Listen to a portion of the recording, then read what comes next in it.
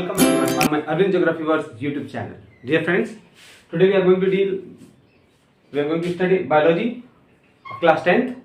Here we will study about the osmotic pressure.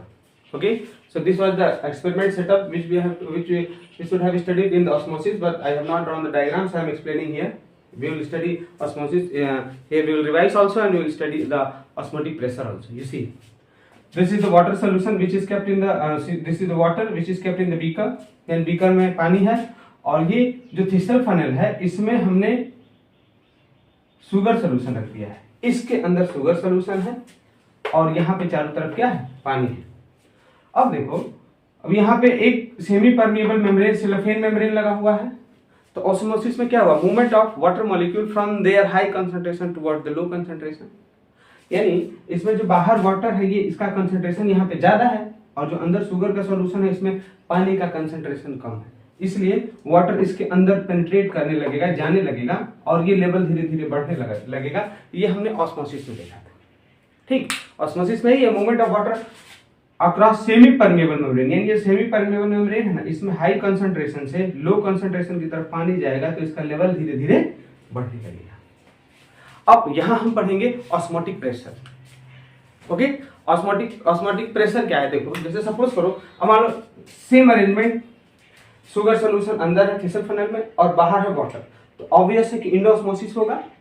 Osmosis के through अब यहाँ पानी धीरे धीरे ऊपर जाने लगेगा और ये लेवल बढ़ने लगेगा. ये सिंपल बात है, ये अपने आप होगा. ठीक, लेकिन हमको यहाँ ऑस्मोटिक प्रेशर समझना है कि ऑस्मोटिक प्रेशर क्या है. ऑस्मोटिक प्रेशर समझने के लिए आपको क्या करना होगा कि देखो, अब हमने ऊपर से पिस्टन सेट कर दिया है. पिस्टन समझ रहे हो, पिस्टन कैसे समझाएं, जैसे हाँ, जो डॉक्टर इंजेक्शन लगाते हैं, देखा है तो ऊपर ये दबाते हैं ऐसे तो आगे की तरफ मूव करता है, तो जो मेडिसिन है वो अंदर जाता है. उसी टाइप का पिस्टन है.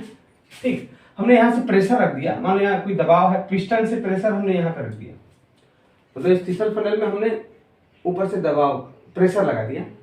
अब कितना ये प्रेशर लगाएं कि यहाँ से जो वाटर का मॉलिक्यूल अंदर जा रहा था ना इंडोऑस्मोसिस से, वो रुक जाए, न हो. उसी प्रेशर को आप ऑस्मोटिक प्रेशर बोलते हो. ठीक है, देखें, minimum pressure that must be exerted to prevent the passage of pure solvent into the solution. यानी अगर हम बात करें minimum pressure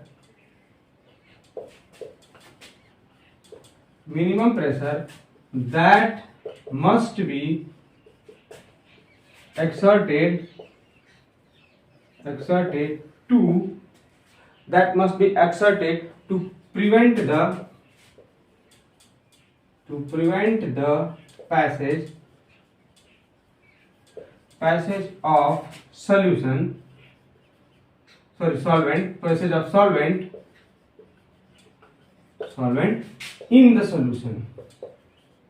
solvent in the solution.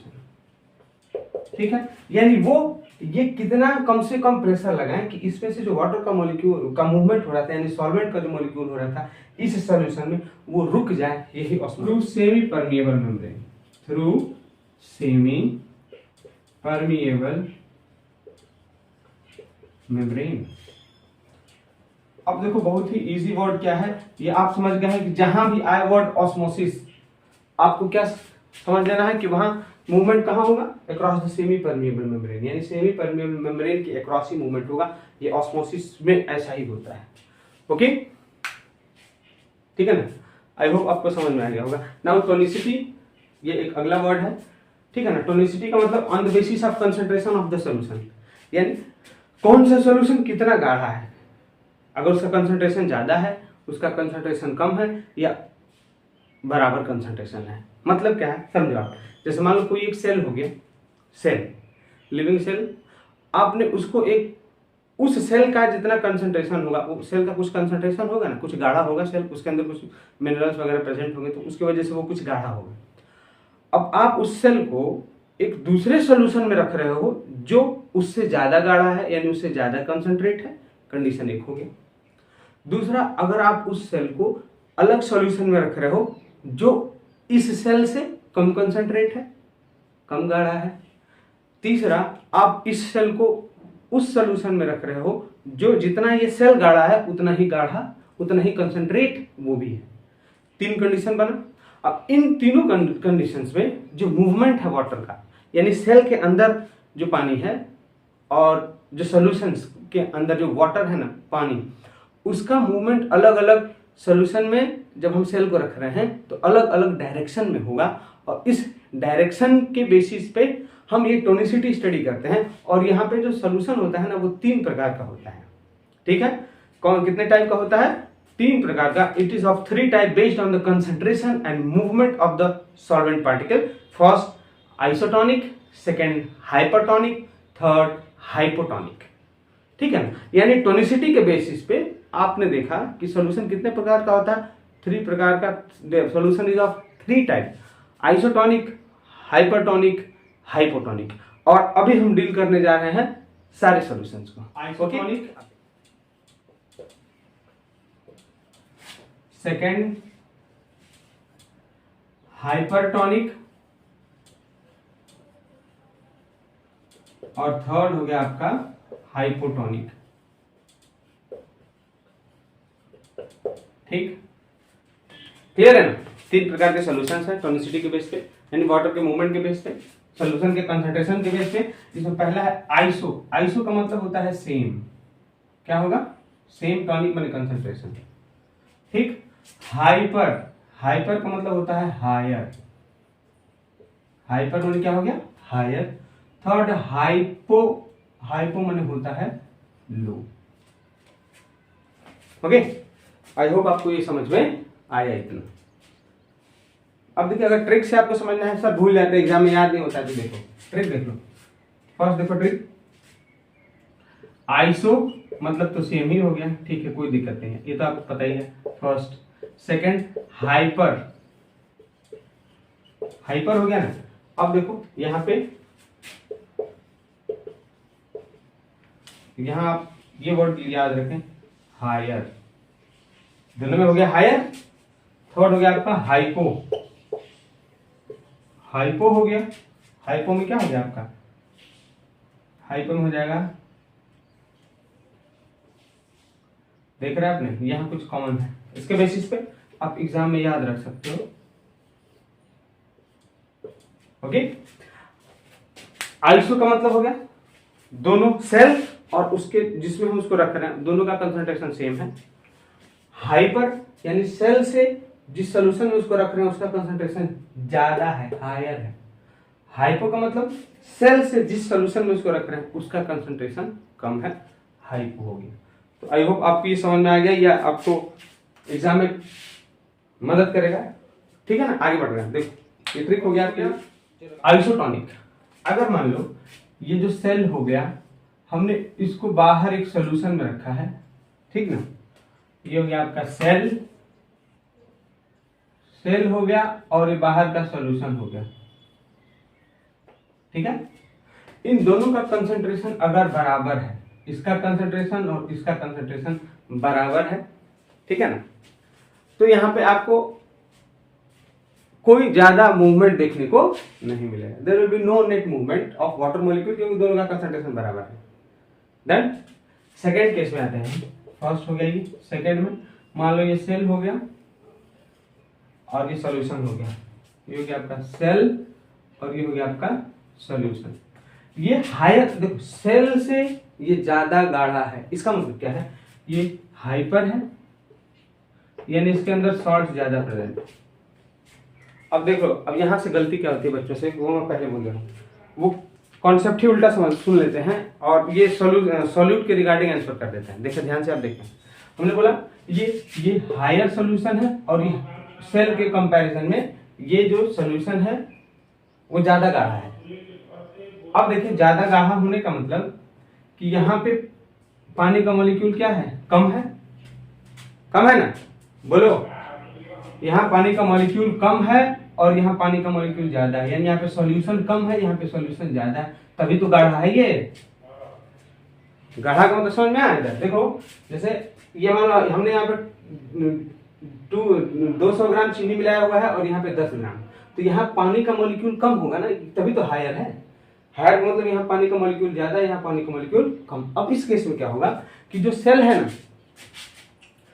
If cell is placed in hypertonic solution, यानी ये ज्यादा गाढ़ा है, तो अब जो वाटर है ना सेल के अंदर से वो बाहर चलाएगा और आप इसको बोलते हो इक्सोऑस्मोसिस। क्या बोलोगे? इक्सोऑस्मोसिस। और जब ये ऐसा होगा कि सेल के अंदर से पानी बाहर आ गया, इक्सोऑस्मोसिस, तो सेल तुरंत फ्लैसिड हो जाएगा। फ्लैसिड का मतलब पचक जाएगा। अगला वर्ड इस्तेमाल करते हैं प्लास्मोलाइस हो जाएगा, प्लास्मोलाइसिस भी बोलते हैं आगे, थोड़ा ध्यान दीजिएगा इसको, ठीक है ना। कुल मिला के ये सेल के अंदर से पानी निकल गया, सेल श्रिंक हो गया। एक अगला वर्ड बोलते हैं इसको क्या? श्रिंक हो गया, पचक गया, ठीक है ना। ये तीनों वर्ड्स ना सिनोनिम्स है, मतलब एक ही सेंस में यूज किए जाएंगे, इसलिए मैंने आपको यही बता दिया, ठीक है। अब अगला देख लेते हैं आप। अगर आपने इसको थर्ड कंडीशन हो गया, if this cell is placed in hypotonic, यानी ये सेल हो गया, ये हो गया आपका हाइपोटोनिक सॉल्यूशन।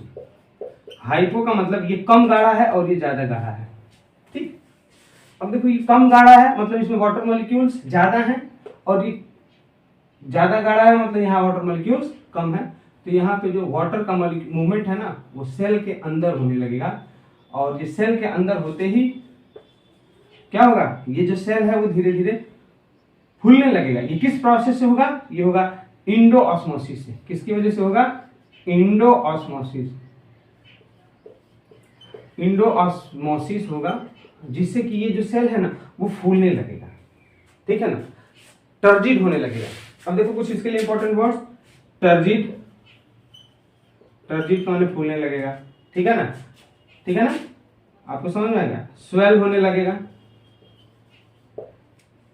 आई होप आपको ये समझ में आ गया। एग्जाम में बार बार पूछता है और ये बहुत ही इजी भी है, देखिए ध्यान से आप एक बार फिर से हम रिवाइज करते हैं इसको। चलो देखो, अगर सेल और उसके बाहर का सॉल्यूशन, ये सेल हो गया उसके बाहर का सॉल्यूशन, दोनों का concentration same, no net movement of water molecule. Second, if cell is placed in hypertonic solution, ज्यादा गाढ़ा सॉल्यूशन में रख देंगे तो इसमें पानी का अमाउंट कम होगा और सेल के अंदर पानी का अमाउंट ज्यादा, तो सेल के अंदर से पानी बाहर आने लगेगा ताकि कंसंट्रेशन बराबर हो जाए।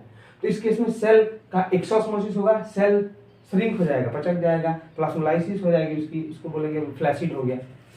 अब तीसरा है, अगर आप सेल को हाइपोटोनिक सॉल्यूशन में रखोगे, यानी ये कम गाढ़ा है और सेल ज्यादा गाढ़ा है, तो इसके अंदर पानी आने लगेगा, इसको आप बोलेंगे इंडोऑस्मोसिस। टर्जिड हो जाएगा यानी ये सेल फूलने लगेगा या स्वेलिंग आपको हो जाएगा। तो ये था आपका तीनों जो टोनिसिटी के बेस पे आइसोटोनिक, हाइपरटोनिक और हाइपोटोनिक सॉल्यूशन, ये बार बार पूछता है और आई होप आपको ये समझ में आ गया। अगर ज्यादा इंडोऑस्मोसिस हुआ काफी देर तक तो ये सेल क्या होगा? ये बर्स्ट हो सकता है, फट जाएगा, ये भी हो सकता है, ठीक है ना।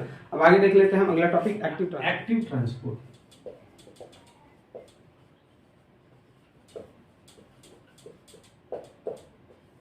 ये देख लो, ये बहुत बिल्कुल खास टाइप का है ये एक्टिव ट्रांसपोर्ट, ठीक ना। एक्टिव ट्रांसपोर्ट बहुत ही खतरनाक है, आप इसको थोड़ा बहुत ध्यान से देखेंगे, क्योंकि देखो पहला क्या चीज है, ये बाकी ट्रांसपोर्ट से उल्टा है, मतलब चाहे ऑस्मोसिस हो, डिफ्यूजन हो, इम्बिबिशन हो, इन सब से उल्टा है। क्यों? क्योंकि बाकी सब low concentration, sorry high concentration से लो कंसंट्रेशन की तरफ जाते थे, उसमें चाहे गैस हो, सॉल्यूट हो, सॉल्वेंट है, basically the movement of molecules और सॉल्यूट, सॉल्वेंट और गैस, कुछ भी किसी भी चीज का मूवमेंट होता था, that was from high concentration towards the low concentration. लेकिन यहाँ एक्टिव ट्रांसपोर्ट में क्या होगा, यहाँ movement will be against the concentration gradient, मतलब हियर मूवमेंट ऑफ आयंस, यहाँ पहली बात तो आप ये याद रख लें, यहाँ मूवमेंट किसका होगा, यहाँ ये नहीं मैं लिख दे रहा हूँ, movement of ions and salts. जो आयंस एंड सॉल्ट्स हैं इनका मूवमेंट होगा, लेकिन खास क्या है, इट विल अगर अगेंस्ट द कंसंट्रेशन ग्रेडियंट, मतलब बाकी समय तो हाई से लो कंसंट्रेशन हो रहा था, यहां होगा from low concentration towards the high concentration. अब ये खास क्या हो गया, देखो मैं इसको डिफाइन कर दूं, movement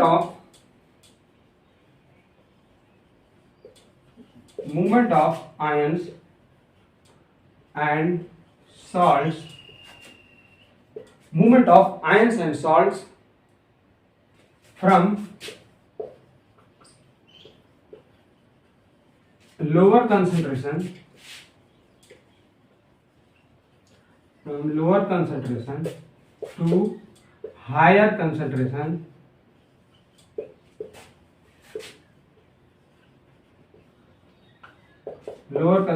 to higher concentration across through cell membrane, through cell membrane, यानी मूवमेंट होगा, मॉलिक्यूल्स का मूवमेंट होगा। अब यहाँ लिविंग होगा ये सेल, ठीक है। आप इसको क्या बोलोगे? एक्टिव ट्रांसपोर्ट, ठीक है ना। देखो मूवमेंट ऑफ, मैं अंडरलाइन कर दूं, movement of ions and salts from lower concentration towards higher concentration through cell membrane. यानी हमने बाकी सब में चाहे डिफ्यूजन हो, ऑस्मोसिस हो, उसमें हमने क्या देखा था कि जो मूवमेंट होता है मॉलिक्यूल्स का वो होगा from high concentration towards the low concentration, लेकिन यहाँ लो से हाई हो रहा है, lower concentration towards the higher concentration. जब आप लो से हाई में जाओगे ना, then you will have to use energy, तब आपको एनर्जी खर्च करना होगा, ठीक है ना। अब एनर्जी खर्च करना होगा तो यहाँ पे क्या लिखेंगे? Through cell membrane using energy, क्या इस्तेमाल करते हैं? एनर्जी। यानी यहाँ एनर्जी किसी में यूज नहीं हुआ था, लेकिन ये कंसंट्रेशन ग्रेडियंट के अगेंस्ट में है, यानी हमको कम से ज्यादा की तरफ जाना है, इसलिए हमको एनर्जी खर्च करना होता है। ये बिल्कुल खास है। पकड़ोगे कैसे आप एग्जाम में इसको? जैसे ऑस्मोसिस को पकड़ेंगे किससे? सेमी परमेबल मेम्ब्रेन से पकड़ोगे, सेमी परमेबल मेम्ब्रेन से। डिफ्यूजन को उसमें होगा solute solvent ions from high concentration toward the low concentration. वैसे एक्टिव ट्रांसपोर्ट में एक्टिव शब्द जहां आएगा ना, वहां आप पकड़ लोगे इसको किससे? एनर्जी से। यहाँ नहीं, यहाँ पे एनर्जी यूज होगा और मूवमेंट होगा। बाकी सब में हाई टू लो हो रहा था, लेकिन यहाँ उल्टा होगा, lower concentration towards the higher concentration. I hope आपको ये समझ में आ गया इतना, ठीक। यानी यहाँ पे किसका मूवमेंट होगा? मूवमेंट ऑफ न्यूट्रिएंट्स, न्यूट्रिएंट्स जैसे में सल्फेट्स, जैसे में किसकी अगर बात करें, जिसमें हो गया आपका sulphate, nitrate, nitrate of potassium हो गया, जिंक हो गया, मैग्नीज हो गया, etc। मतलब ये आयंस का मूवमेंट होगा। हमने क्या देखा यहाँ पे? किसका मूवमेंट होगा? आयंस का मूवमेंट होगा। अब देखो ये एक्चुअली ये जो आयंस है ना, ये जो रूट हेयर्स है उसमें से ये पास नहीं हो पाते हैं, ठीक। अब जब ये पास नहीं कर पाएंगे तो इनको क्रॉस करने के लिए एनर्जी का जरूरत पड़ता है, और वही energy in the form of ATP ये यूज करते हैं, ओके। अब देखो this utilize this ions, this use energy to pass through the membrane. क्या करने के लिए? To pass through the cell membrane, cell membrane, they use energy to pass through the cell membrane in the form of ATP। यानी किसके form में ये इस्तेमाल करेंगे? किस फॉर्म में मूवमेंट होगा आपका? इन द फॉर्म ऑफ एटीपी, ठीक है ना। अब ये अगर हम बात करें प्रोसेस के स्पीड की, तो ये थोड़ा फास्ट प्रोसेस है, तेज होगा, और ये सेलेक्टिव परमेबल मेम्ब्रेन के अगेंस्ट होगा, okay. It is a fast process, यानी हो गया ये आपका क्या है? ये फास्ट प्रोसेस है, and occurs against selective permeable membrane, selective permeable membrane, ठीक है। आई होप आपको इतना समझ में आ गया। अगला है आपका पैसिव ट्रांसपोर्ट।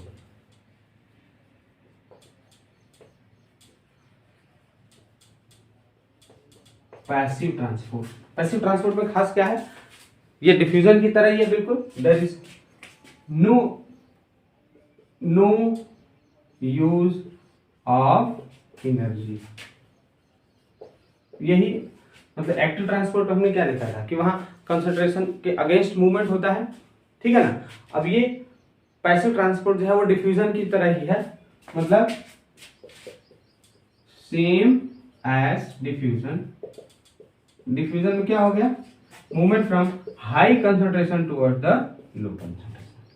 अब यहाँ हाई कंसंट्रेशन से लो कंसंट्रेशन की तरफ मूवमेंट होगा अगर मॉलिक्यूल्स आयंस का, तो इसमें एनर्जी का इस्तेमाल नहीं होगा, इसलिए हम इसको क्या बोलते हैं? पैसिव ट्रांसपोर्ट, ठीक है ना। आई होप आपको समझ में आ गया। ठीक है।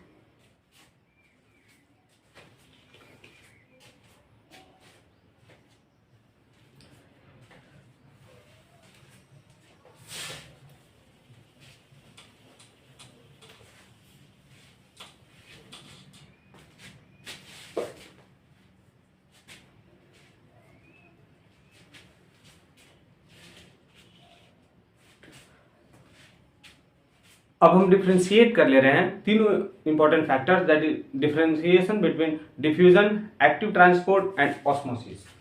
तो ध्यान देख लो, हमने लिखा है डिफ्यूजन, मैं सिर्फ कीवर्ड्स लिख दूंगा।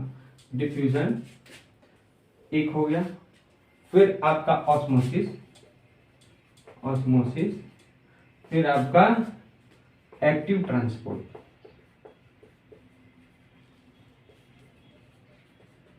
ठीक ना, ये तीनों वर्ड्स हैं। अब हम इन तीनों के बीच में डिफरेंशिएट कर लेंगे। ओके, देखें आप, फर्स्ट यहां डिफ्यूजन है, डिफ्यूजन में there is transport of solute,